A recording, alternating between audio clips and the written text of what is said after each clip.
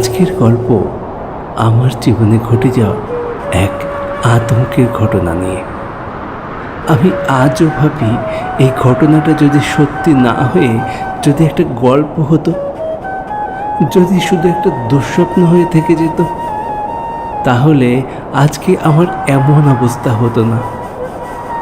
এক ভয়ঙ্কর রাতে দুষ্ট এক আত্মা কেড়ে নিয়েছে আমার হাত, যেই হাত দিয়ে কাজ করে আমি আমার সংসার চালাতাম।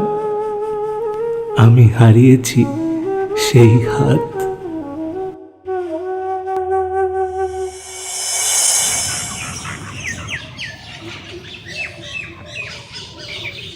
আমি তখন এক কলা বাগানে কাজ করতাম, মানে কলা বাগান পাহারা দেওয়া আর কি।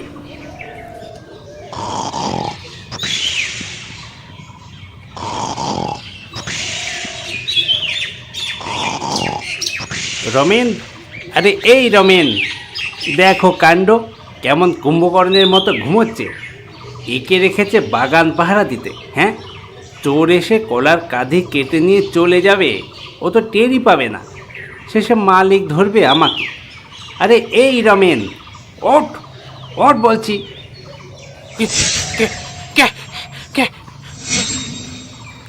ও সঞ্জয় এলি, খুব ঘুম পাচ্ছিল রে, ঘুমিয়ে পড়েছিলাম। ঘুম পাচ্ছিল? কলা যদি চুরি হয় না, মালিক একেবারে ঘুম বের করে দেবে। কাজটা তো যাবেই, উল্টে ক্ষতিপূরণ দিতে হবে, তখন বুঝবি। রমেন, রমেন, সঞ্জয়, এই রমেন। এই রে, যেখানে বাঘের ভয় সেখানেই সন্ধে হয়। এ মনে হচ্ছে তোকে ঘুমোতে দেখে নিয়েছে রে, কি হবে কে জানে। এই সঞ্জয়, আরে কোথায় গেলি সব? এদিকে আয়, এদিকে আয়। এই এই এই যে মালিক, এই যে আসছি আমরা। এই চল চল চল, শিগগিরই চল, শিগগিরই চল।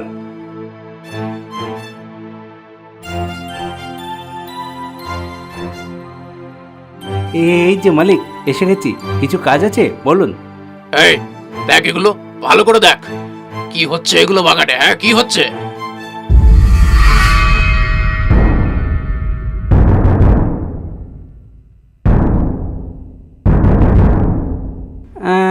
কি জানি মালিক, বুঝতে তো পারছি না।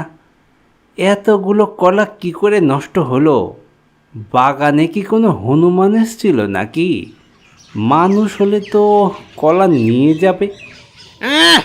কে এই কাজ করেছে তার বিচার করতে বসেছে। বলি, তোদের কি আমি বিচার করার জন্য রেখেছি এখানে, নাকি এই ঘটনা যাতে না ঘটে তার জন্য রেখেছি? কোনটা? আমি না থাকলে বাগানে নিশ্চয়ই পড়ে পড়ে ঘুমাসতো না, তাই না? সব হয়েছে এই ব্যাটা রমেনটার জন্য। ব্যাটা শুধু পড়ে পড়ে ঘুমাবে। সব দিকটা কি আমি একা দেখবো নাকি? হ্যাঁ, এই দিকটা তো ওর দেখার কথা ছিল। ইয়ে, ভুল হয়ে গেছে মালিক, আমার আমার ভুল হয়ে গেছে, আমাকে ক্ষমা করে দিন। আর হবে না, মাইনি বলছি, আর কখনো হবে না। এবার থেকে বাগানে আর ঘুমাবো না, সত্যি। হ্যাঁ, তোরা তো দেখছি একদিন আমাকে পথে বসাবি। এইভাবে যদি কলা নষ্ট হতে থাকে, তোদের মাইনে তো আমি দিতে পারবোই না, বরং ব্যবসা গোটাতে হবে। বেশ কিছুদিন ধরেই বাগানের কলা নষ্ট হচ্ছিল।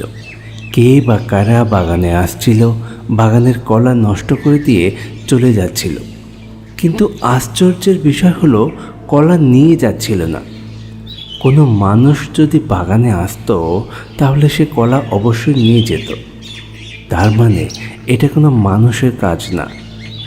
হয়তো হনুমান কলা খেতে আসে, কিন্তু কাঁচা কলা দেখে নষ্ট করে চলে যায়। তবে একটা চিন্তার বিষয় হলো, এই ঘটনাগুলো দিনের বেলা ঘটে না, ঘটে রাত্রিবেলা। সকালবেলা তারা এই সমস্ত ঘটনা দেখতে পায়। হনুমান কি রাত্রিবেলা আসে?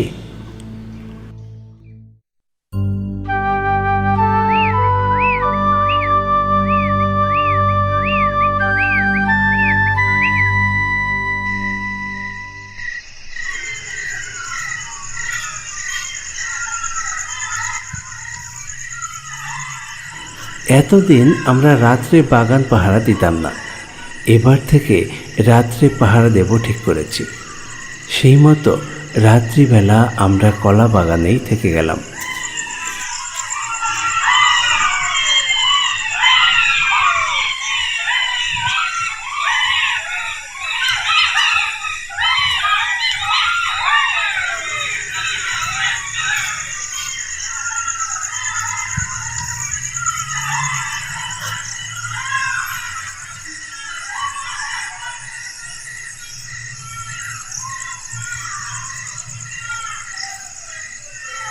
রাত যত গভীর হচ্ছে শিয়ালের ডাক তত বাড়ছে। লোকালয় থেকে অনেকটা দূরে এই কলা বাগান, আর সেই কলা বাগানে শুধুমাত্র আমরা দুজন। বেশ ভয় লাগছিল আমাদের।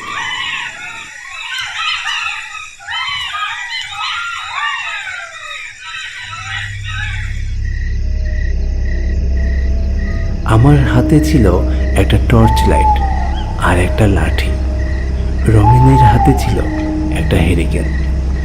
আমরা দুজন বাগানের মধ্যে দিয়ে হেঁটে বেড়াচ্ছিলাম।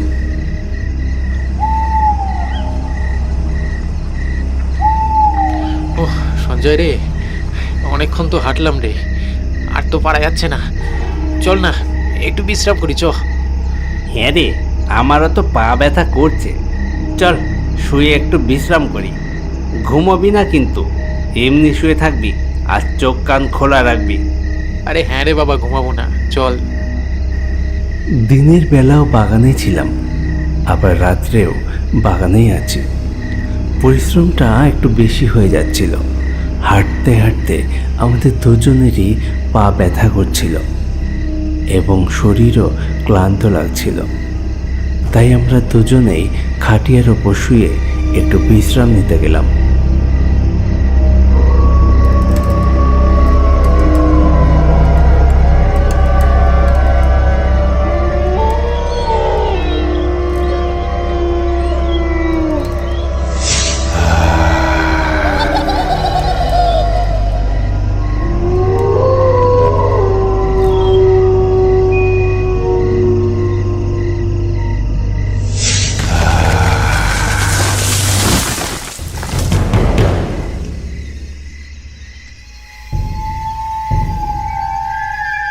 এই এই এই রমেন, রমেন, এই রমেন, কিসের একটা শব্দ হলো না? তোর তোর কানে শুধু শব্দ আর শব্দ আসে, কোনো শব্দ হয়নি, সব ঠিক আছে। বিশ্রাম কর, বিশ্রাম কর। তুই কিন্তু ঘুমোস না। এই রমেন, আরে ঘুমোস না কিন্তু। কে কার কথা শোনে? রমেন খাটিয়াতে শুলো আর সঙ্গে সঙ্গে ঘুম। আমি একাই উঠলাম এবং টর্চ আর লাঠি নিয়ে দেখতে গেলাম কোথায় শব্দ হচ্ছে।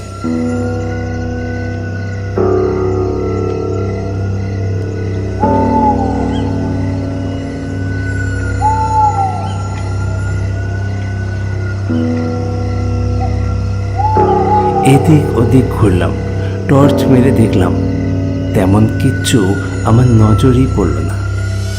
তাই আমি আবার খাটিয়াতে এসে শুয়ে পড়লাম।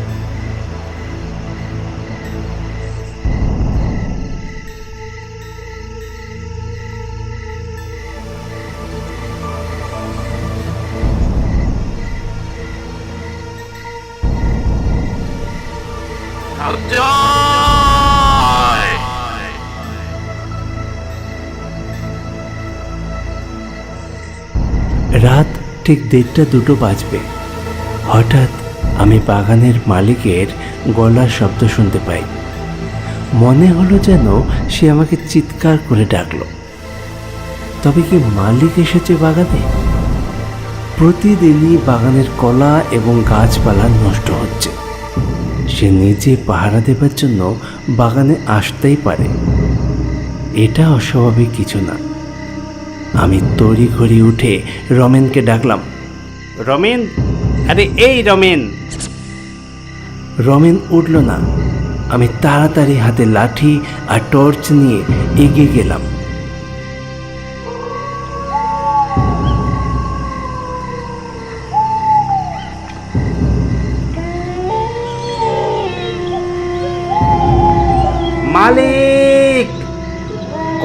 আপনি? মালিক!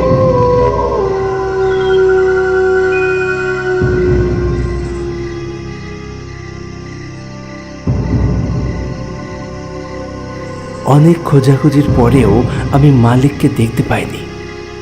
তবে কি আমি ভুল শুনলাম? একথা ভাবছি, আর এমন সময় ঝড়ের গতিতে আমার পিছন দিয়ে কে যেন ছুটে গেল।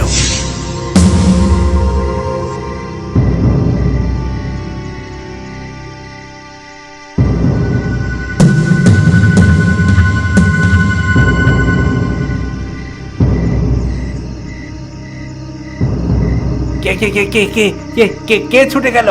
কে ছুটে গেল এখান দিয়ে? কে ছুটে গেল?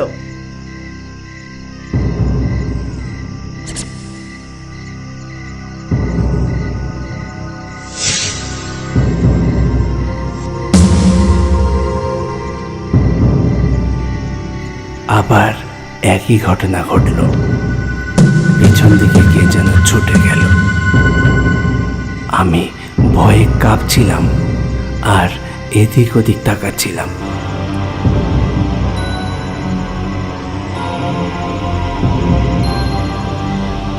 দেখতে পাই বাগানের এক প্রান্তে কোনো একজন দাঁড়িয়ে আছে। দূর থেকে দেখে মালিক বলেই মনে হচ্ছিল, কিন্তু আমি ভয়ে এগোতে পারছিলাম না।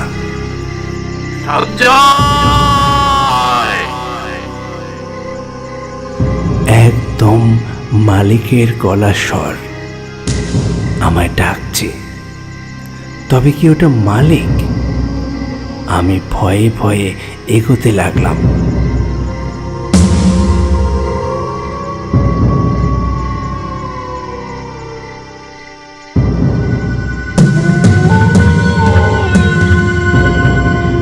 হাঁটতে হাঁটতে আমি ওনার কাছে পৌঁছে যাই।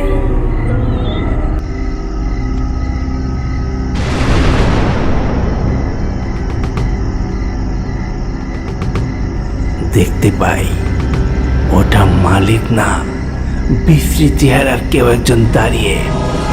আমি বুঝতে পারলাম এটা একটা শয়তান। এই শয়তানই বাগান নষ্ট করছে। আমরা রাত্রে পাহারা দিতে এসেছি বলে আমাদেরকে মারতে এসছে হয়তো।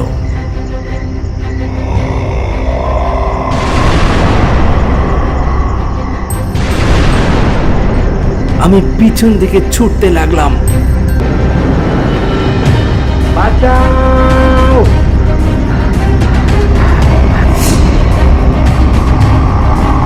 বাঁচাও! বাঁচাও! বাঁচাও! ছুটে আর পালাবে কোথায়? যেই দিকেই যাচ্ছি সেই দিকেই ওই শয়তান সামনে এসে হাজির হচ্ছে।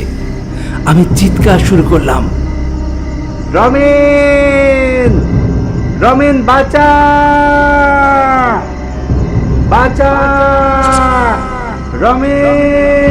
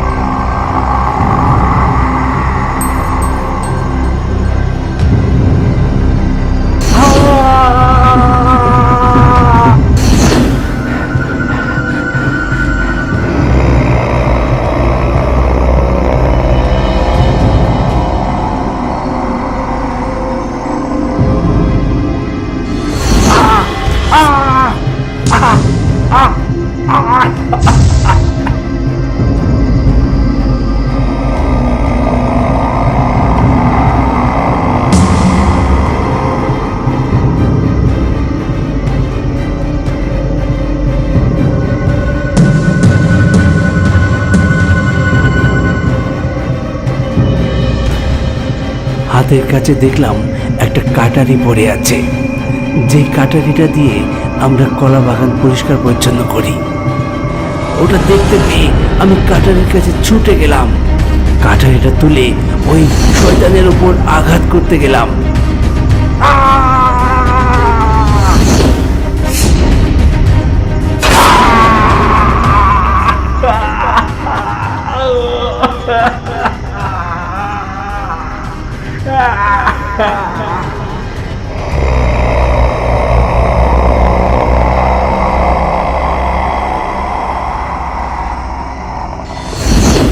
এই এই ছাড়, ছেড়ে দে, ছেড়ে দে আমার বন্ধুকে, ছাড়, নইলে আগুন দিয়ে পুড়িয়ে মারবো কিন্তু, ছাড়, ছাড় বলছি। দেখলাম রমেন এসে হাজির হয়েছে, হাতে লাঠির মাথায় আগুন। আগুন দেখতে পেয়ে হয়তো সেই শয়তান ওখান থেকে চলে যায়।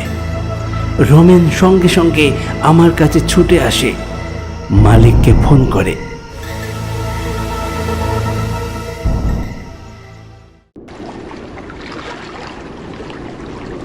মালিক এসে আমায় হাসপাতালে ভর্তি করে।